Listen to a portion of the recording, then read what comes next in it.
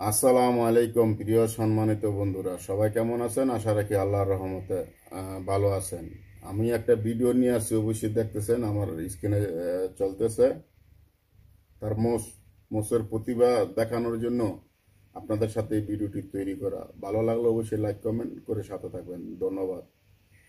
এই লোকটি সে অভিনয় করত, হয়তো এই প্রজন্মে আমাদের সে কালচারগুলো উঠে গেছে। আগে যাত্রাপালা নামে একটি মঞ্চ ছিল, সেখানে তার জল্লাদ এর অভিনয় করতে হতো।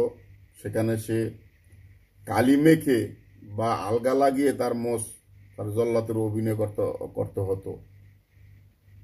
সে তখন থেকেই সে ভাবল তার মোষ আর এখন আর ডুপ্লিকেট না, অরিজিনাল অরিজিনাল রাখবে, অরিজিনাল করবে। সেখান থেকে সে তার মোষ রাখার প্রতিজ্ঞা। তার এই মোষটি প্রায় 1 ফুটের উপরে আছে এবং এই মোষের জন্য তার অনেক জায়গায় কিন্তু কৈফিয়ত দিতে হয়। হ্যাঁ, মাঝে মাঝে তার আবার পুলিশও ধরে, কারণ এত বড় মোষ রাখা তো সেমন ব্যাপার না। তখন তার কৈফিয়তগুলা সে বলে। আমরা জানি যাত্রাপালাতে রহিম, রুব্বান, জল্লাদ আরো বিভিন্ন কি কি নাম যেন আমরা ভুলে গেছি। তখন এই মোষগুলো দরকার ছিল। তখন এই অভিনয় করার জন্য তার মোষের অভিনয় নিতে হতো।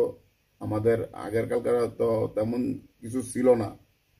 তখন পাটের হেউসা আর কি, সেটাকে কালার করে সে মোচা লাগাইতো। আর সেখান থেকেই তার এই মোচ বানানোর উদ্যোগ।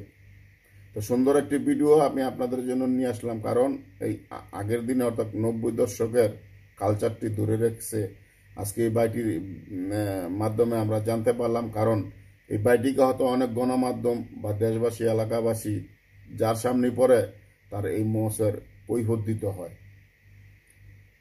তো সুন্দর একটি ভিডিও। তো ভিডিওটি কেমন লাগলো অবশ্যই কমেন্ট করবেন।